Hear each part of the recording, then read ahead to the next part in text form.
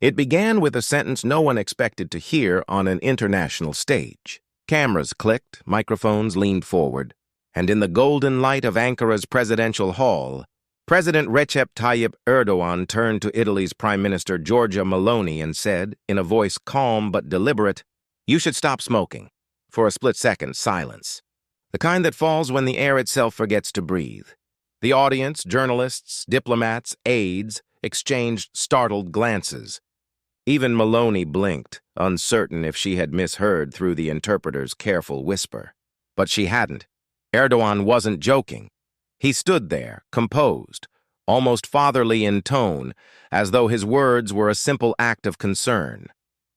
Yet in that moment, a private habit became global theater. A powerful woman, Italy's first female prime minister, had been publicly advised, almost chastised, by a man known for his moral assertiveness and his mastery of optics. It was not merely about cigarettes. It was about control, respect, and the delicate choreography of power. Italian reporters froze between instinct and diplomacy. Was this a rebuke? A cultural misunderstanding? A performance? Every second stretched longer than it should, every camera angle seeking the flicker of emotion on Meloni's face. Was that a nervous smile or a clenched jaw hidden behind restraint? Erdogan's advisors smiled faintly, knowing their leader had once again set the tempo of global conversation. To his base, this was another moment of paternal moral guidance, a sign of strength and compassion entwined. To Meloni's supporters, it was a provocation, an uninvited judgment dressed in courtesy. By the time the press conference ended, the world had already chosen sides. Twitter feeds flooded. Italian pundits debated whether Meloni had been humiliated or merely misunderstood. Turkish networks looped the clip, framing it as evidence of Erdogan's sincerity.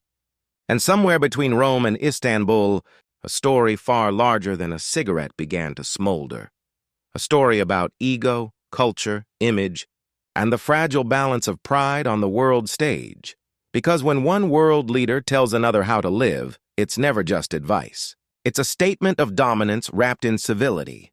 And as the headlines erupted, one question began to echo through Europe. What did Erdogan really mean by that? And what Meloni did next would leave everyone guessing. To the untrained eye, it looked like a curious exchange, a health tip shared in passing. But in the realm of global politics, nothing is ever casual. When Recep Tayyip Erdoğan told Giorgia Meloni to stop smoking, he wasn't just offering advice. He was performing a message before the world, one that touched the oldest nerves of power, gender, and national identity. Meloni, Italy's fiery prime minister, had built her image on resilience. From her working-class upbringing in Rome to her rise through Italy's far-right political ranks, she carried herself as a woman who bowed to no one. She had turned nationalism into narrative, God, fatherland, and family, her rallying cry. To her supporters, she was the embodiment of defiance. The woman who stared down Europe's bureaucracy and stood tall among men who underestimated her. Erdogan, by contrast, had mastered the art of moral theater. A populist shaped by faith and strategy, he ruled Turkey with a paternal firmness that mixed conservatism and charisma. Every gesture he made, every word he uttered in public was calibrated for symbolism. For decades, he had styled himself as the elder statesman of the Muslim world, a figure who lectured as easily as he negotiated, whose tone could blend care with command. So when those two figures met, Meloni, the nationalist firebrand, and Erdogan, the global patriarch, the stage was already electric. His advice to quit smoking wasn't about nicotine. It was about authority, about who gets to instruct whom, about who defines morality in a world of shifting alliances. For Meloni, the cigarette was more than habit. It was part of her persona. The image of the leader with a cigarette in hand had followed her through candid interviews and off-camera moments. It made her seem human, unfiltered, authentic. But it also made her vulnerable. In the language of politics, cigarettes carry symbolism, addiction, fragility, lack of control. For a woman who prided herself on command, that was dangerous ground. And for Erdogan, whose public health campaigns were as much about moral example as medicine, it was a perfect entry point. In telling her to quit, he subtly flipped the hierarchy, a seasoned patriarch guiding a younger, wayward peer. A leader of a Muslim-majority nation, often lectured by Western democracies, now publicly advising one of Europe's most defiant figures. That single sentence cracked open layers of unspoken tension: East versus West, man versus woman, morality versus image. It forced Meloni into a dilemma: ignore the comment and appear submissive, or react and risk appearing thin-skinned. Either choice carried consequences, and the world was watching, because this wasn't just about cigarettes anymore. It was about symbolism, pride, and perception. Could Meloni afford to let Erdogan's words stand unchallenged? Could Erdogan afford to seem dismissive if she responded with fire? Somewhere in that silent diplomatic standoff, the balance of respect between two nations began to tilt.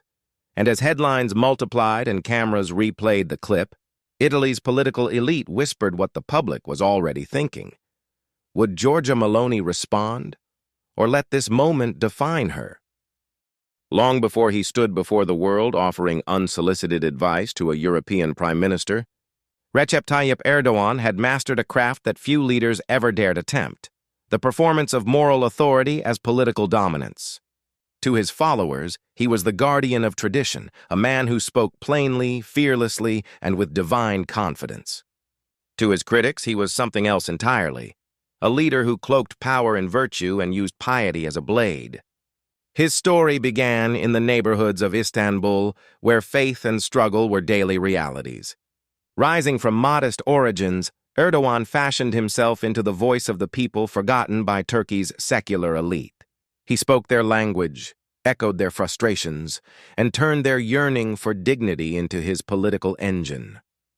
But as his power grew, so did his conviction that he wasn't just leading Turkey, he was instructing the world. When he first took office, the West saw in him a possible bridge, a democratic Islamist, a moderate reformer. But that illusion burned away quickly.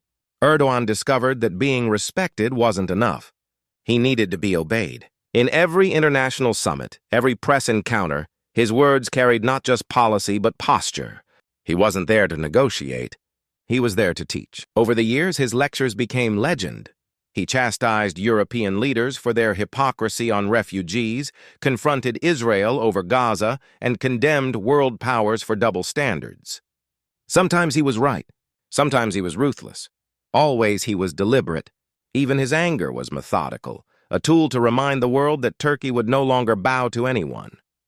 In one viral moment years before his exchange with Meloni, Erdogan stormed off a stage at Davos after sparring with the Israeli president, shouting, "1 minute!" The phrase became immortalized in Turkish politics, part defiance, part theater. To his supporters, it was proof that he could stare down the powerful. To his critics, it was performance art, a showman using indignation to mask control. And behind that control lay a deeper strategy. Erdogan knew that the global stage rewards moral clarity, even if it's contrived.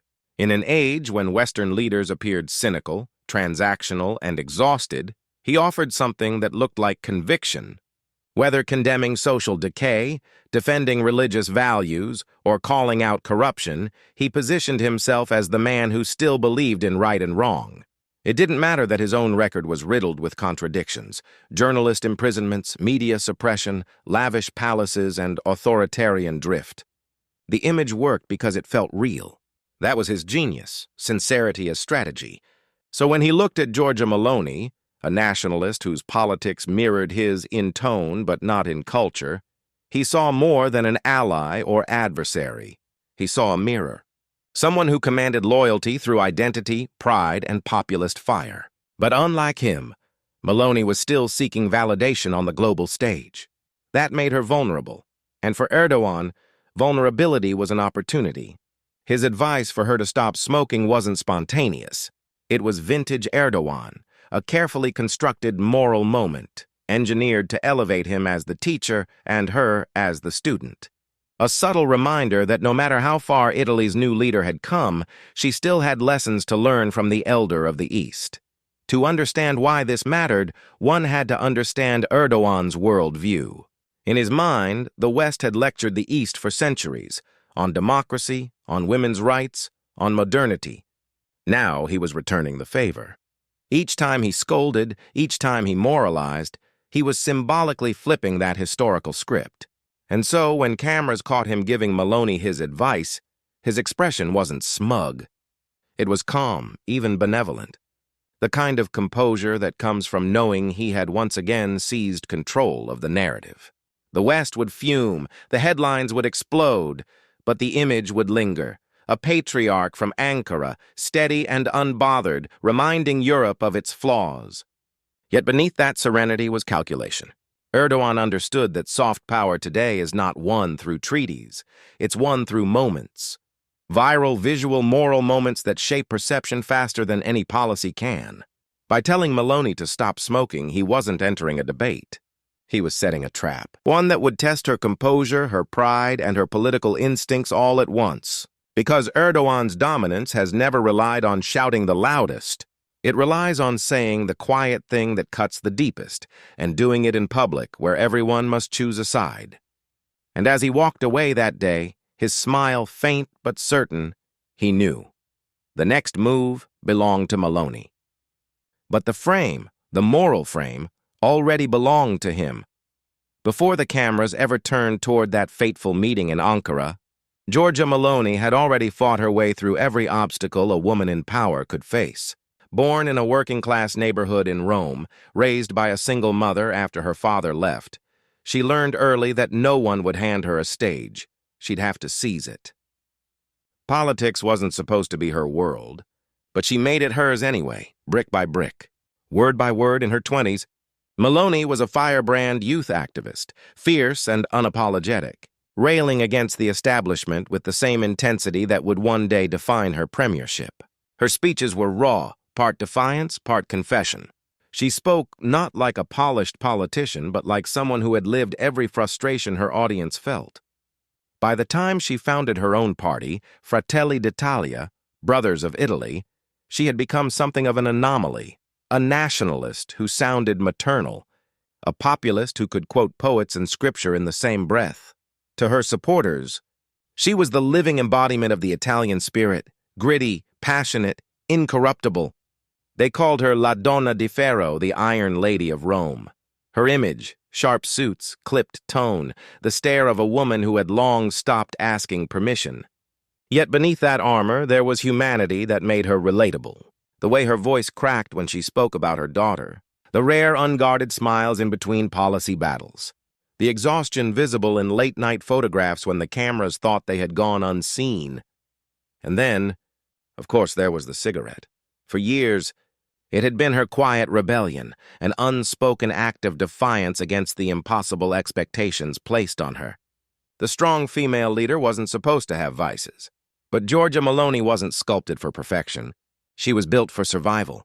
Smoking, in a way, became symbolic, a reminder that even the unbreakable need small escapes.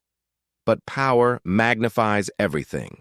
And as Prime Minister, every gesture carried weight. The European press watched her like hawks. Is she too nationalist? Too emotional? Too conservative? Too Italian? The scrutiny was relentless. One slip of the tongue, one poorly timed photo could ignite headlines for weeks. For a woman leading a party once dismissed as fringe, every misstep threatened to confirm the worst assumptions. Her domestic critics were no kinder. Opposition leaders called her populism cosmetic, accusing her of trading authenticity for applause. Brussels eyed her cautiously, wondering whether Italy's new leader would steer Rome toward rebellion or restraint. Even allies within her coalition whispered that she cared more about image than pragmatism. Through it all, Meloni held firm. Her strength wasn't in pretending to be flawless. It was in owning her flaws and turning them into symbols of resilience. Each time the world doubted her, she leaned into the storm. She reminded Italy that she, too, was a daughter of struggle, that her roots were the same as theirs. That's what made her powerful, her ability to merge vulnerability and conviction into something magnetic. And yet, that very duality, the unshakable leader with human cracks, was exactly what made Erdogan's comment sting so sharply. Because it wasn't just about health. It was about control, about how a powerful woman's private choices can still be turned into public spectacle. When Erdogan told her to stop smoking, It wasn't an attack on habit. It was an intrusion into identity. In that single moment, all her contradictions came into focus. The fierce nationalist humbled by a foreign patriarch, the champion of autonomy confronted with unsolicited moral advice. It was as if the world had paused to ask, how strong is she really? And deep down, Giorgia Meloni understood that this wasn't just a moment to endure. It was a test. Not of diplomacy, but of dignity. The kind of test that could either cement her as Europe's next great stateswoman or expose the insecurities she had spent her life outrunning. As she replayed the scene in her mind that night, cigarette in hand, the glow of the ember catching her eyes, she exhaled slowly, not smoke but calculation. The cameras would move on, the headlines would fade, but her response would linger. Because how she answered this, how she reclaimed her image, would define more than her leadership. It would define what kind of woman the world believed a leader could be. And as dawn broke over Rome, one thought pressed on her mind, sharp and unshakable. She would not let a man's advice become her undoing, but how she would fight back, that no one could yet predict. The setting was polished perfection. Ankara's presidential complex, draped in crimson and gold, flags rippling like painted fire in the October breeze. Giorgia Meloni stood beside Erdogan beneath the bright lights, each podium flanked by aides and translators. Cameras from every major outlet were locked in. It was supposed to be routine, a joint statement about trade, energy cooperation, and diplomatic unity. Then Erdogan leaned slightly toward the microphone, his tone measured, almost casual. "Signora Meloni," he said in Turkish, pausing for the translator, "you should stop smoking." The translator hesitated for a heartbeat too long, unsure whether to soften the words. But Erdogan's eyes urged clarity. The phrase echoed across the hall, simple yet seismic. Meloni's eyebrows flickered upward, her lips tightening into a practiced smile that didn't reach her eyes. Behind her, an aide froze mid-breath. The air itself seemed to tilt. And then came the sound that always follows political earthquakes, the click and flash of cameras. 1,000 times over, Erdogan continued, unfazed, elaborating with his trademark blend of moral conviction and charm. "It is not good for your health. A leader needs strength, for her people, for her country." The audience murmured, half amusement, half disbelief. His voice held no malice, only that faint paternal warmth that made his words sting harder. Meloni nodded once, curtly, the diplomatic equivalent of a clenched fist. She replied with a polite "grazie," her tone cool as marble. But the damage was done. In that instant, the power dynamic had shifted, not in policy, but in perception. Within minutes, Italian media erupted. "Erdogan scolds Meloni," blared La Repubblica. "A cigarette and a lesson," wrote Corriere della Sera. Talk shows replayed the clip on loop, dissecting every millisecond of her reaction. The left framed it as misogyny dressed as mentorship. The right dismissed it as a cultural misunderstanding. But across social media, the consensus was visceral. Italy's prime minister had been patronized on foreign soil. Meloni's team scrambled. Her press secretary issued a brief, neutral statement. "The prime minister appreciates all well-meaning advice regarding health." It was an attempt at grace, but online, it read like surrender. Her political opponents pounced. "Maybe she'll quit smoking and start listening," sneered one rival. Another posted a photo of her cigarette pack with the caption, "Erdogan's new Italian export ban." In Turkey, however, Erdogan's supporters celebrated. State television hailed his remark as an act of compassion, proof of his global moral leadership. Social media flooded with praise. The father of nations teaches once more. Even memes turned reverent. Contrasting images of Meloni's cigarette with Erdogan's raised finger, as if the moment itself were a parable. Meanwhile, in Italy, feminist commentators were livid. "This isn't about smoking," one journalist thundered on live television. "This is about a man telling a woman how to behave, a symbol of everything women in politics fight against." The debate spilled into parliament, into dinner tables, into the very rhythm of public life. But beneath the outrage was a deeper wound. national pride. Italians, fiercely protective of their dignity, felt the sting of condescension. The idea that a foreign leader, any foreign leader, could lecture their prime minister in public was intolerable. Overnight, hashtags like Respect Italy and Meloni Risponde began trending. Memes mocked Erdogan's advice, while street interviews revealed simmering resentment. He treated her like a daughter. She's our leader. For Meloni, the crisis was personal. She had faced insults before, but this was different. It wasn't political, it was intimate. Her composure had kept her from reacting in the moment, but silence now risked looking like submission. Her staff debated strategy deep into the night. Some urged restraint, let it fade. Others demanded a counterpunch, reclaim the narrative. Erdogan, meanwhile, said nothing more. His silence, dignified and deliberate, only amplified the imbalance. He didn't need to speak again.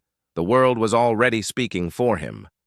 For 3 days, Meloni maintained her poise, appearing calm, focused, almost indifferent.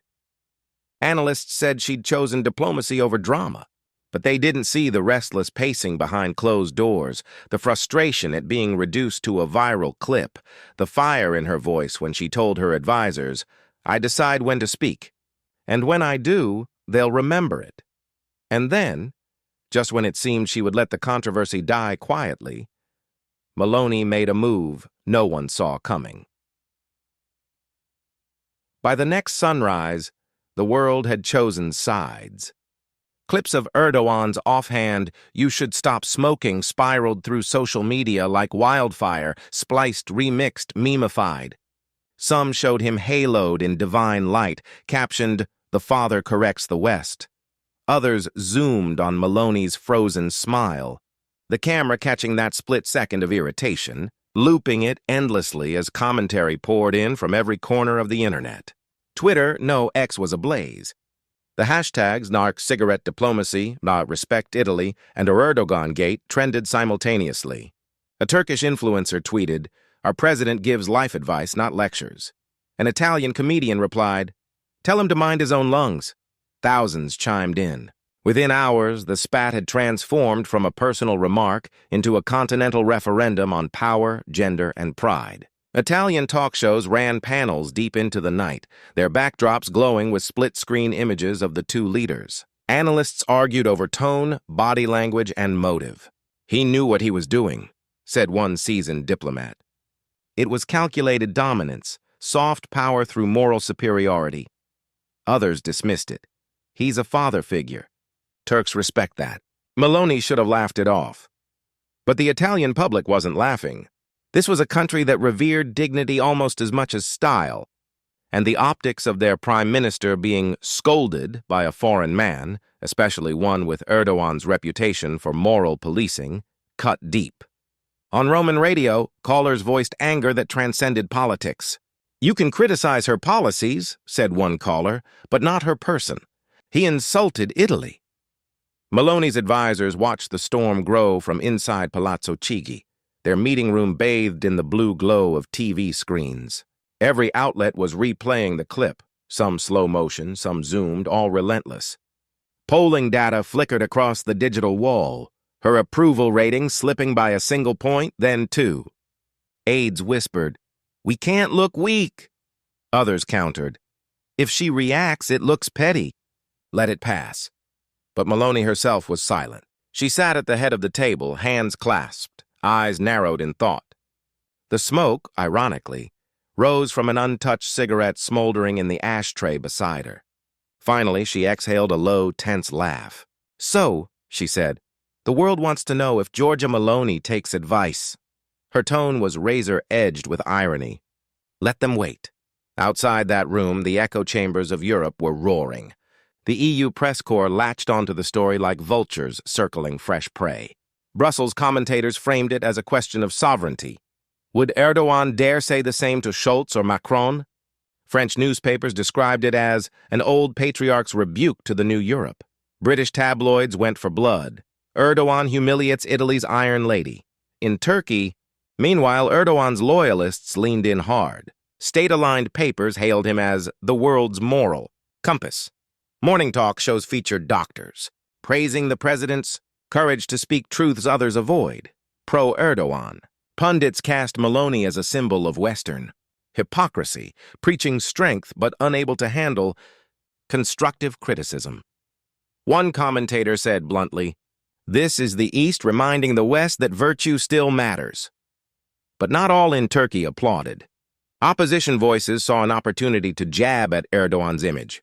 "So now he's Italy's doctor?" quipped a rival politician. "Maybe he should fix our own health system first." Others pointed out the irony of a leader known for jailing journalists offering unsolicited moral lessons abroad. The domestic press split sharply, each faction using the episode as a mirror for their own politics.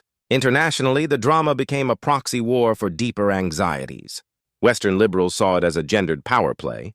Conservatives framed it as political theater. Realists shrugged, calling it the new diplomacy of optics. The BBC, always poised, ran a special: manners, morality, and power, when advice becomes diplomacy. A panelist summed it up best.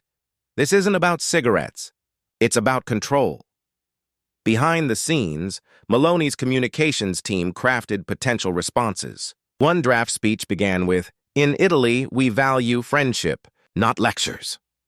Another was more personal, hinting at her father's absence, her lifelong independence, a subtle jab at Erdogan's paternal tone. Yet another version simply stated, "Italy does not smoke when told to." Each draft burned under the fluorescent light of indecision. Erdogan, ever the tactician, kept silent. His office issued no clarification, no walkback. Silence itself became a move, cool, commanding, maddening. The longer he stayed quiet, the more his words gained weight. He was a chess player who'd made his move and folded his arms, watching the board with unflinching patience. Days later, the European Parliament weighed in, lightly, diplomatically, saying they encouraged mutual respect among allies. But the damage was cultural, not bureaucratic. Italians saw Meloni's restraint as poise or weakness, depending on whom you asked. It began not with a press conference, not with a tweet, but with a stage. Rome, 1 week after the smoking incident. The Forum Nazionale del Don in Leadership, a gathering of Europe's most influential women in politics, business, and media, had been planned months in advance. But now, the world waited for one thing only: Giorgia Meloni's speech. The cameras were already rolling as she took the stage, a faint ripple of murmurs trailing behind her. The room stilled when she reached the podium. Her trademark composure was there, chin high, eyes unwavering, but something new hovered beneath it. A quiet storm. She didn't start with formalities. "I have been told," she said slowly, voice firm enough to echo through the hall, "that I should stop smoking." Gasps. A flicker of movement in the press row. Reporters leaning forward, phones raised, fingers ready to tweet. Meloni paused. Let the silence breathe. Then, with the faintest smirk, "I thank anyone who wishes me good health. But I will tell you this: Italy does not take its habits or its dignity from others." Applause thundered through the auditorium, sudden and visceral. Some rose to their feet instantly. Others clapped hesitantly, torn between admiration and caution. Cameras flashed. The moment was history in motion. She continued, tone rising from cool restraint to impassioned clarity. When a leader advises another, it can be wisdom, or it can be theater. What matters is respect. I was elected to serve my people, not to seek approval from abroad. Italy listens, but Italy decides. Every word was a measured strike, her voice slicing through the global narrative that had painted her as diminished or humiliated. With that speech, she wasn't just responding to Erdogan. She was reclaiming authorship of her own story. Her eyes swept the room. "We live in an age," she said, "where even concern becomes politics, where an opinion crosses borders faster than compassion. So let us ask, when does advice stop being care and start being control?" That line landed like thunder. It wasn't a direct attack, yet it resonated like one. In one sentence, she transformed Erdogan's unsolicited advice into a broader critique of moral imperialism. The crowd erupted, and then she delivered the pivot.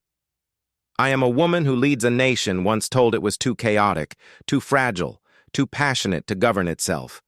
I have heard that story before. Every Italian woman has. And to them I say, do not let anyone tell you when to stop or what to stop doing if it means losing yourself."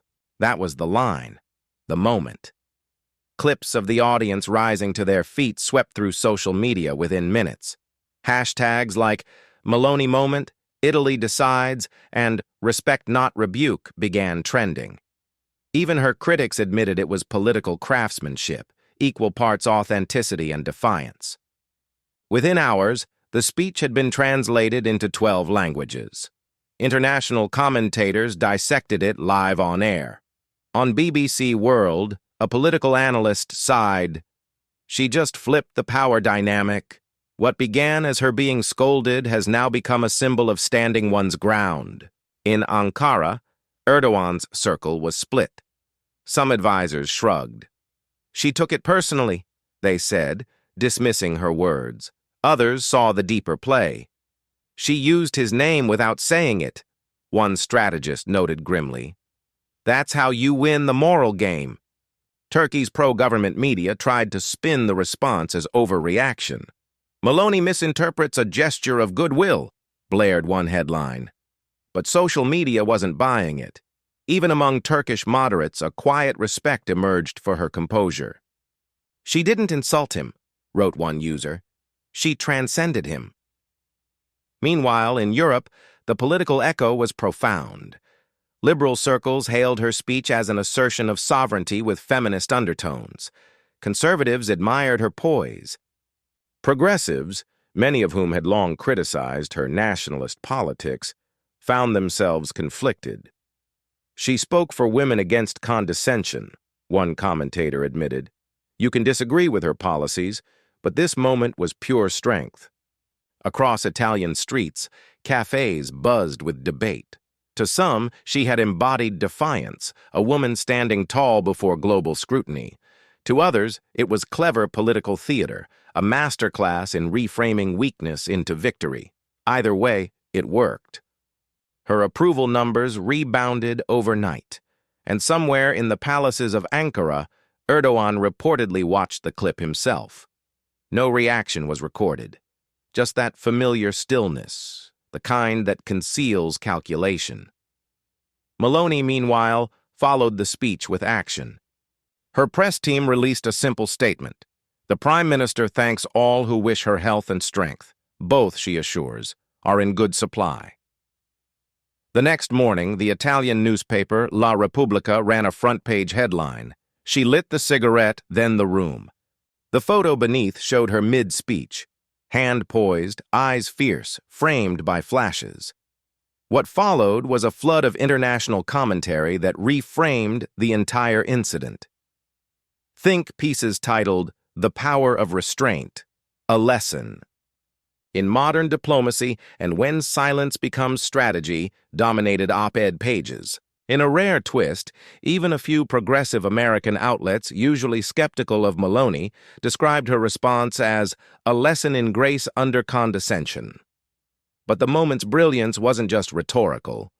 It was symbolic. She had turned Erdogan's paternal admonition into an allegory about autonomy, identity, and sovereignty. She'd managed to stand for something larger, something universal. Still, the ripples were unpredictable. Within the EU, whispers began. Would Meloni now take a harder line against Ankara? Would Italy's trade talks with Turkey freeze? Diplomats scrambled to cool tensions, calling it a misunderstanding magnified by media. But the truth was simpler and more potent. Meloni had seized the narrative and rewritten the script. For Erdogan, the loss wasn't material, it was tonal. For the first time in years, his brand of moral authority had met resistance that wasn't angry or submissive, but eloquently defiant. And the world noticed. In the hours following the speech, Meloni's official accounts released a photo, her standing outside Palazzo Chigi, cigarette in hand, but unlit. The caption read simply, "Advice taken, but on my terms." That single image broke the internet. Commentators called it the ultimate diplomatic clapback. Feminists hailed it as a gesture of agency. Even the skeptical press conceded its genius, because it wasn't rebellion, it was reclamation. And as the day faded into the glow of Roman twilight, one thing became clear. She hadn't just answered Erdogan. She had answered every doubter, every critic, every whisper that questioned her place among the world's leaders. But as the applause thundered and the headlines flared, another question began to form. A quieter, more dangerous one. Had Meloni just ignited something larger than herself? The kind of spark that doesn't fade with the news cycle, but sets the stage for a diplomatic firestorm that no one, not even she, could fully control. The world held its breath once more. The echo of Meloni's words didn't fade, it evolved. What began as a fleeting viral clash between two world leaders had become something larger, a mirror for global power, gender, and vulnerability in modern leadership. In Italy, the immediate fallout was electric. Overnight, her approval ratings jumped 5 points, a rare surge for a sitting prime minister mid-term. Even those who had once dismissed her as overly ideological began to describe her as authentic, grounded, human. The Corriere della Sera headline read, "Meloni turns embarrassment into empowerment." The left-leaning La Stampa called it the rare moment when defiance became diplomacy. On talk shows, commentators marveled at how a single speech reframed her public image. For months, critics had painted her as stiff, combative, a political purist.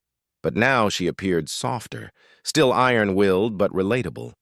She didn't just defend herself, one pundit said on RAI TV. She defended the idea that no leader, male or female, should be spoken down to. That matters. Meanwhile, social media was still ablaze. The viral photo, Meloni standing before Palazzo Chigi, cigarette unlit, captioned "Advice taken, but on my terms," became a meme and a manifesto. TikTokers stitched it into edits about boundaries, independence, even self-love. Twitter threads debated its symbolism. Was it an act of subtle rebellion or a gesture of ironic humility? Either way, it resonated. Within 48 hours, over 200 million views were clocked across platforms. Hashtags like "On My Terms" and "Respect Italy" dominated feeds. Fashion magazines even analyzed her outfit from the speech, the minimalist black suit, the pearl earrings, the deliberate simplicity, as a lesson in power dressing. And yet beneath the admiration there were whispers of unease. Some critics called her response performative populism. Others questioned the timing. "She played it too perfectly," wrote one British columnist, "as if she'd been waiting for the moment." A Turkish commentator went further, accusing her of weaponizing victimhood. But for most Italians, those criticisms only amplified her victory. In coffee shops and online forums, ordinary citizens voiced pride that their leader had stood tall. It wasn't about politics anymore, it was about respect. In Ankara, the reaction was far more mixed. Erdogan's loyal press tried to downplay the moment, running softer coverage, rebranding the original remark as friendly advice misinterpreted. But privately, analysts admitted the optics had shifted. One Turkish columnist wrote cautiously, "The president meant well, but diplomacy is not fatherhood. The world sees intention differently now." Western diplomats quietly took note. Behind closed doors in Brussels, whispers grew that the smoking saga had subtly altered the dynamic between Turkey and the EU. Meloni's assertive posture signaled not hostility, but recalibration. She'd proven she could spar with Erdogan and win without shouting. Across Europe, the incident rekindled an old debate: how personal habits shape political image. Health ministries from France to Finland used the moment to discuss smoking cessation campaigns. Morning shows featured doctors talking about the pressures of leadership and the irony of public responsibility versus private freedom. Even the World Health Organization posted a diplomatic tweet, "Leaders setting examples inspire nations," which sparked another round of commentary. And yes, other leaders joined the conversation. French President Emmanuel Macron quipped during an interview, "I won't be giving Giorgia lifestyle advice anytime soon." The line drew laughter, but also underscored the caution others would now take. In Washington, a State Department spokesperson dodged the question entirely, saying, "We admire both leaders' commitment to open dialogue." For the global audience, the episode became symbolic of something deeper. It wasn't just about a cigarette. It was about how modern leaders navigate scrutiny in the age of constant visibility.